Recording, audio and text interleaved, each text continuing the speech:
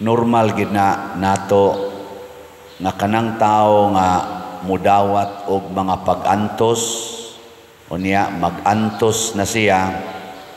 Ang tan-aw gid nato anang tawhana buutan nya kun siya buangon kay tanan nya musugod na siya antos unsa may atong tawag niya nausab nya mabuutan dayon. Mao bitan na mag-away na ganang asawa ug bana nya ang bana animal kayo nya ang bana magpaluoy-luoy dayon paminghoy-minghoy ang naong nya buutan na kayo magantos. Unsa may bation sa asawa luoy dili luoy dayon ana nya balik na sa kabuang kabuang na sad away na sad inig kahuman paluoy-luoy na sad bisag kinsa mga anak badlungon kay tanan nya magpaluoy-luoy dayon antos magkugi nagtrabaho nya antos gyud mausab dayon ang kasing-kasing sa ginikanan nga nagsigi kasuko.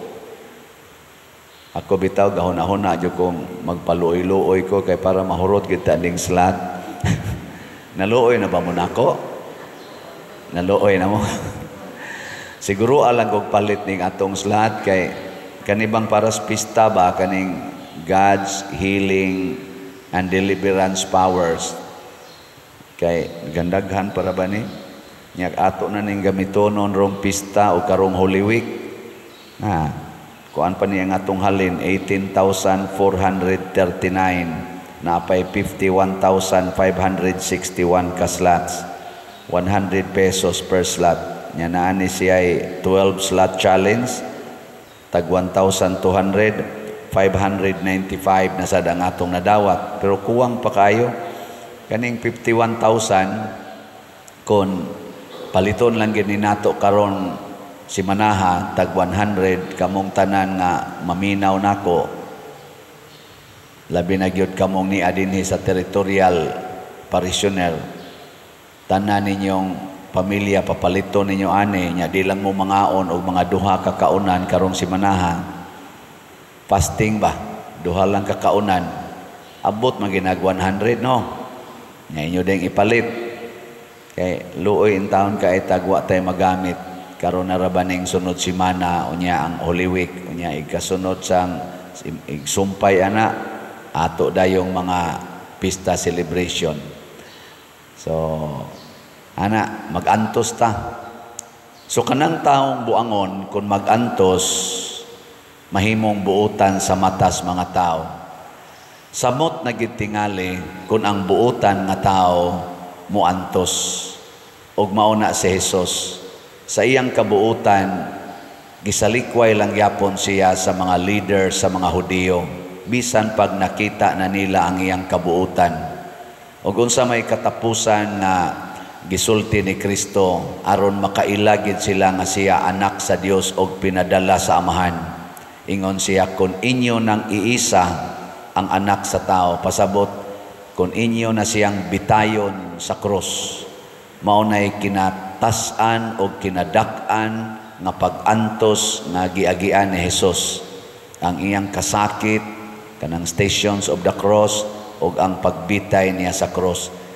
Mao na ginay final proof nga siya di ay anak sa Dios. O giunsa man aniya pagpakita, miantos siya, nagpakamatay siya nga wa gyoy sala.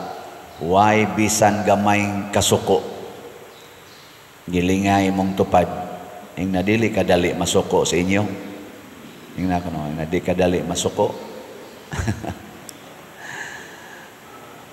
kana bitang tao nga dili masuko unsa may ato itawag buutan. Kanang tao nga dali kay mo reklamo masuko dayon bisag sakto pa ang iyang gisulti unsa may ato itawag unsa ito itawag? Buangon. Tanaw ninyo aning nagwali, unsa may tanaw ninyo ani, buutan o buangon? Nga importante kaayo ang pag-antos. sa Team Duterte o sa Team Marcos karon, kinsa Manila ang nagpakita nga nagantos para sa atong nasod? Team Duterte o Team Marcos? Atong butaran kanang nagpakita nga kamaong muantos para sa atong nasod. Kana bang dili kayo reklamador?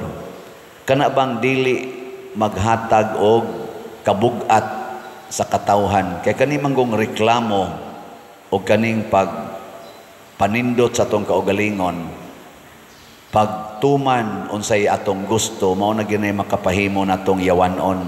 Mo na diri sa unang pagbasa, bisan pa man ang Ginoo nag-uban nila, nagtabang nila, reklamo lang gyapon. Nya nanay pagkaon nga gihatag, kagkaon nga way lami, gipulan nami ani. Ana ba? Mga buangon kay tanan. Padadaan bitag bitin. Gipamaak nangamatay. Pag-antos na, diha na sila nagpakiluoy. Nya sa dihang nagpakiluoy na pod sila, gitabangan lang yapos Ginoo, gitambalan lang yapos Ginoo, gikaluyan lang yapon.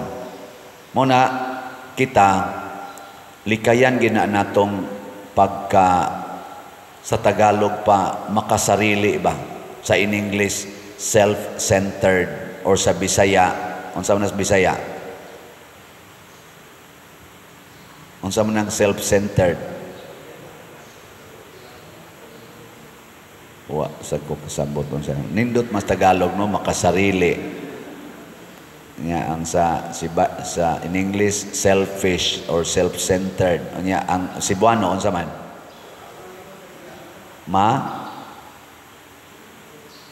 Santan taas man ang ato no. Ako lang nahibaw-an murag kanang nakasintros kaugalingon, self-centered. Sige lang, lingi ako no imong tupad. Inakinsay una nimong pakanon. Kada adlaw ba kinsa may inyong unang pakanon be? Ang inyong kuyog sa pamilya o kamo? Kanang naas imong hunahuna ba kinsa gi imong paningkamutan na imong pakanon? Ang imong kuyog sa kinabuhi o ang imong lawas? O ang imo ganing lawas, ang imong unahon pagpakaon, selfish ka, self-centered ka. Kinsa magyuna ninyong hatagan sa inyong kwarta, ang simbahan o ang inyong kaugalingon? Ngito bag kanang og mangita kag kwarta ba, kinsa may imong gihunahuna nga imong hatagan gid ana, imong paambitan, ang simbahan o ang imong kaugalingon?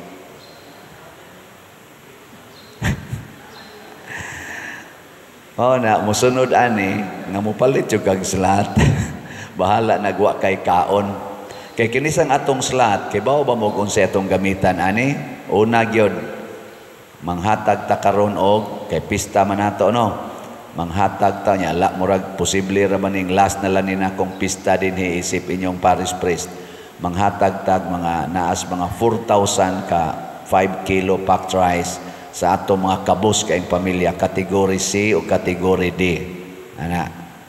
Kana igo-igo na nindot na ikaduha, ato pag yun ning gamiton pag tabang sa mga mga chapels nga makabilin tanilag dako-dako nga amount para ipanindot, padayon pagpanindot o pagpalig-on sa ilang mga kapilya.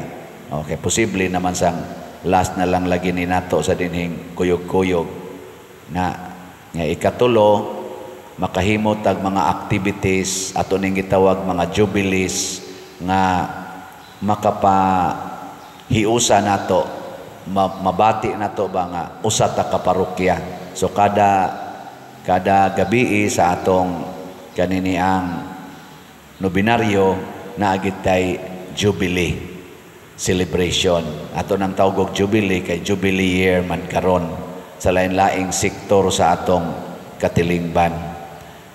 Mugasto man ta ani, mugasto man kita. Mao nang nauton ta ang inyong tag 100 pesos dili ninyo ihikaw. Kamo mga online parishioners, salamat daan. Ato sa ning ikaupat gihimo ni nato nga muratag mo sakripisyo para mohatag ta aning maong event, iampo nato ang kalinaw sa kalibutan. Dinis ato gagubo ta tungod aning mga politicians nga murag usahay makaingon ta ang ilan na lang kaugalingong gusto mo ilang ipatuman. Nyara ba panahon sa eleksyon, panahos eleksyon, magsigigi sila gyud pangamuyo nato panahos eleksyon. Magkatawa lang ta ba? Ako lang ning hisgutag balik kay aron makaamgo bitaw ta. Panahon sa eleksyon, ang labing kabus nga Filipino mo equal ang iyang value sa kinatasan o ranggo nga Pilipino. Kay ang vote sa presidente equal sa vote sa homeless voter. Kanabang labing kabus nga botante equal ang iyang vote ngadto sa butar sa presidente, sa senador, sa congressman, sa gobernador, sa mayor, mga konsihal, barangay kapitan, konsihal sa barangay, mga rangguhan man na sila, sa general sa pulis, sa PNP chief, sa military, chief of staff, unsa pa na itawagan na diha. Equal ang atong tanan nga vote, one count. Maura gyud nay panahon nga equal ta. Pero subo kay palandongon nga inig-abot na nga manglingkod na ni sila kaning atong gibutaran nga nagsigirog pangamuyo nato.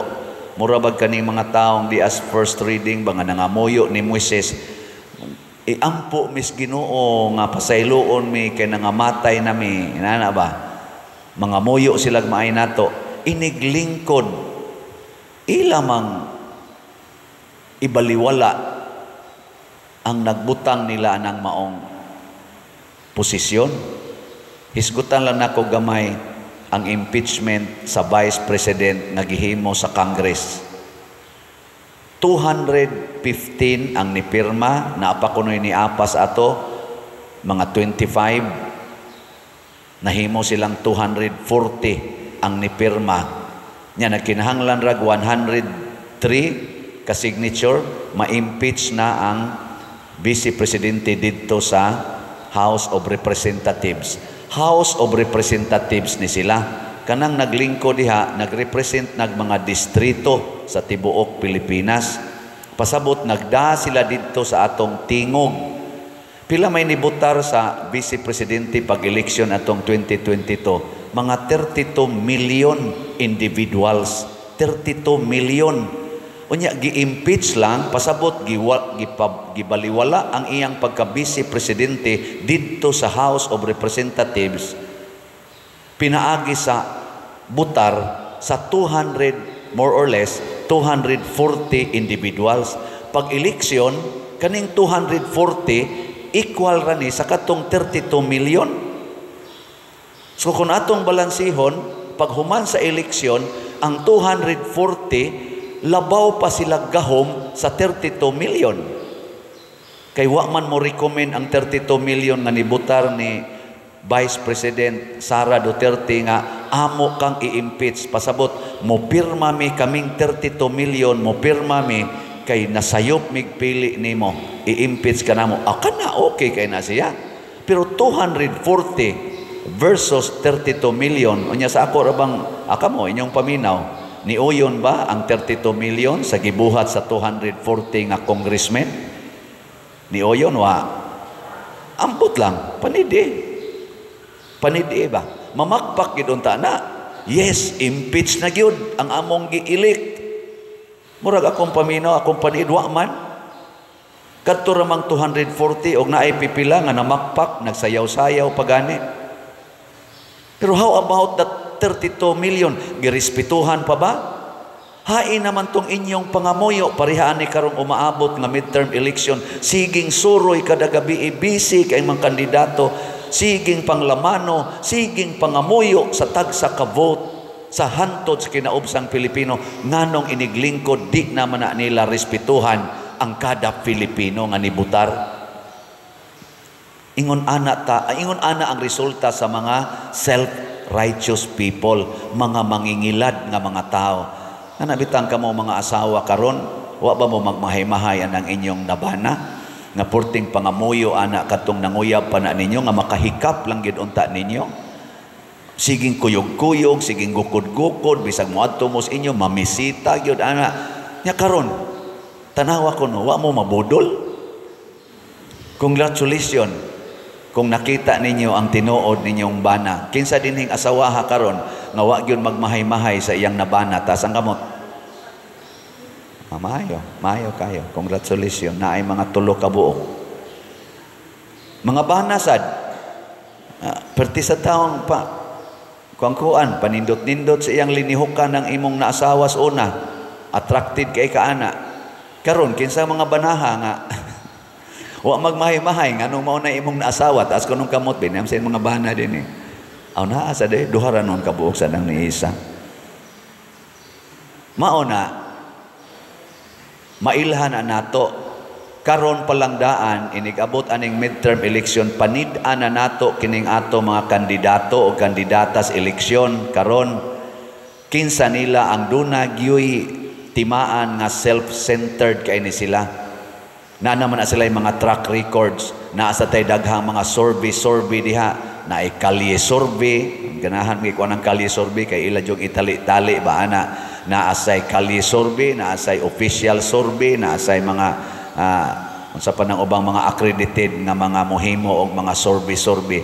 Maminaw ta. Ikaduha, na-upload na sa social media ang ilang mga rallies. Kadang rally nila, mailhan nimo ang reactions mga tao diha.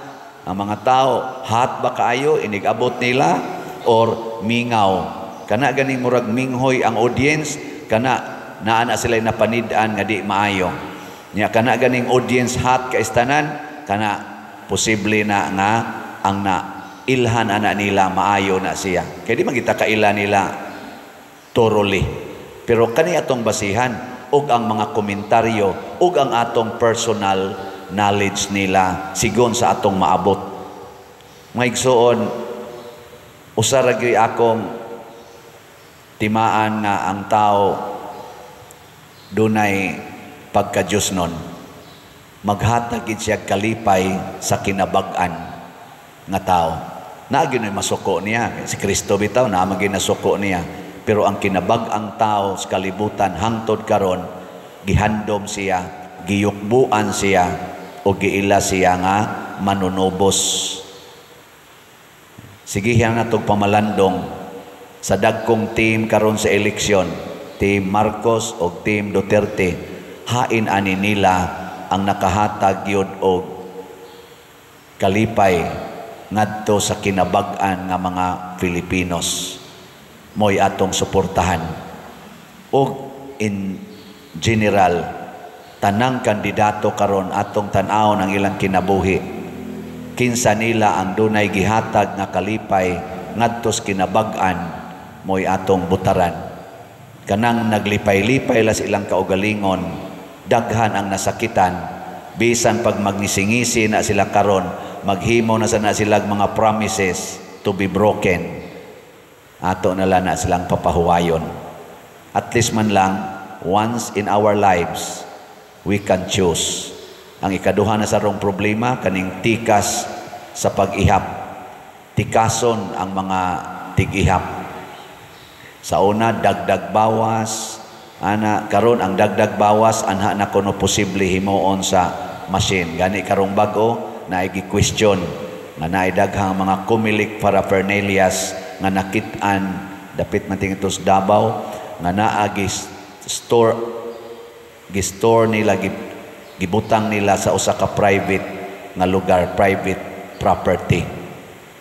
Mo nagi-question nganong naa mas private property, nganong wa man sa mga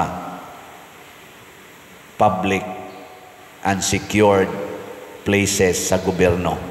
So mga inani ba, mga clue na ni nga doon na mga lakang sa pagtikas sa umaabot nga eleksyon. Ato lang iampo kay noon ra ba kay tanay din aning tinikasay either vote buying or harassment kanang pinaagi ang mga goons o kaning dagdag bawas. Iampo nato, panid-an nato, let us be watchful aron mogawas gyud ang clean, just, honest, sincere election results. Aron mugawas gyud ang kabubutos Ginoo, dili ang kabubuton sa mga taong mga yawanon kaig mga tumong para sa atong nasod.